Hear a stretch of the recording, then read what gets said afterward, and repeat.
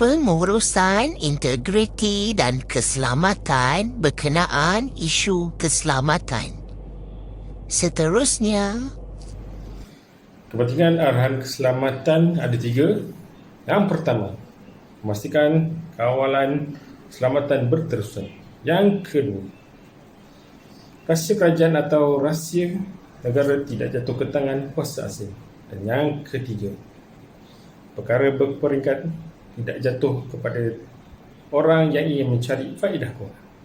Objektif arahan keselamatan yang pertama, mencegah. Kedua, mengesan. Ketiga, melengah. Keempat, mengambil tindakan bagi tujuan untuk mengawal akses. Ianya terhad kepada yang mempunyai kebenaran. Seterusnya, menghalang akses kepada dokumen rasmi kerajaan dan membantu siasatan penyelewengan, kebocoran dan pelanggaran keselamatan. Baiklah, saya akan menerangkan ancaman keselamatan. Terdapat 7 ancaman keselamatan yang perlu difahami terlebih dahulu, terutamanya subversif, espionage, sabotaj, kelemahan manusia, ancaman pelampau, ancaman cyber dan terorisme. Bentuk-bentuk ancaman perlu dikekang untuk memastikan kebocoran rahsia kerajaan tidak berlaku. Antara contoh bagi 7 ancaman keselamatan seperti pergolakan dalaman, memudaratkan negara, mendatangkan kerosakan fizikal, tidak cermat apabila bercakap, kegiatan yang radikal, ancaman cyber, internet, scammer dan huru-hara negara disebabkan pengganas. Oleh itu, sebagai penjawat awam, marilah kita mengamalkan langkah-langkah untuk mengatasi ancaman keselamatan.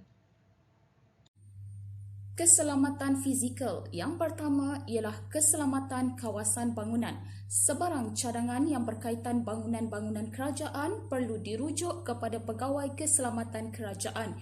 Yang kedua, kawalan keselamatan. Bagi melantik pegawai keselamatan perlu merujuk kepada Ketua Pegawai Keselamatan Kerajaan untuk mengelakkan isu tidak berdisiplin dan sebagainya.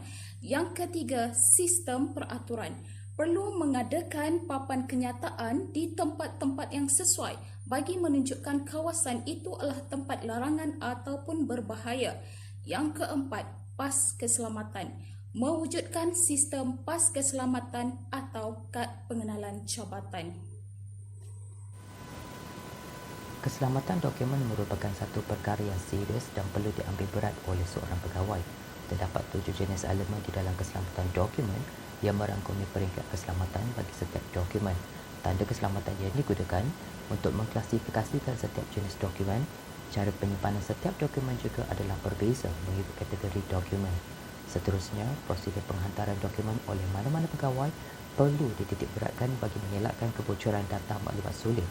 Seseorang pegawai perlu faham dan tahu bagaimana untuk menguruskan dokumen terperingkat kerana bagi setiap dokumen, cara pengendaliannya adalah berbeza. Sebagai contoh, terdapat beberapa dokumen tidak boleh disalin semula oleh mana-mana pihak tanpa kebenaran. Kehilangan dokumen juga boleh menjadi satu bentuk ancaman yang serius sekiranya seseorang pegawai tidak mengendalikan dokumen tersebut dengan teliti. Setiap dokumen sulit yang ingin dihapuskan perlu melalui kaedah yang telah ditetapkan seperti proses shredding. Adalah penting bagi mana-mana pegawai untuk memahami dan mengamalkan elemen-elemen tersebut demi mengelakkan dari berlakunya kebocoran maklumat sulit. Keselamatan dokumen mempunyai 4 peringkat, iaitu rahsia besar, rahsia sulit dan terhad. Ia juga mempunyai cara penyimpanan yang berbeza. Bagi rahsia besar dan juga rahsia, perlulah disimpan di dalam bilik kebal atau peti kebal. Bagi dokumen sulit dan juga terhad, boleh disimpan di dalam almari atau kabinet keduli yang mempunyai palang dan berkunci. Okey, jenis keselamatan seterusnya adalah keselamatan peribadi. Ia terdiri daripada tapisan keselamatan, kesedaran keselamatan, prinsip perlu mengetahui, perakuan dan akhir sekali rekod pemegang jawatan keselamatan berjadual. baik itu saja daripada kami. Terima kasih kerana sudi mendengar perbentangan daripada kumpulan Delima.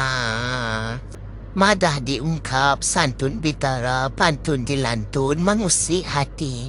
Salah dan silap, tutur bicara, pohon diampun seikhlas hati. Ribuan terima kasih kepada pihak penganjur IPG Kampus Pendidikan Islam. Anda semua amat terbaik dan awesome. Ingat Delima, ingatlah Fahmi. Bye.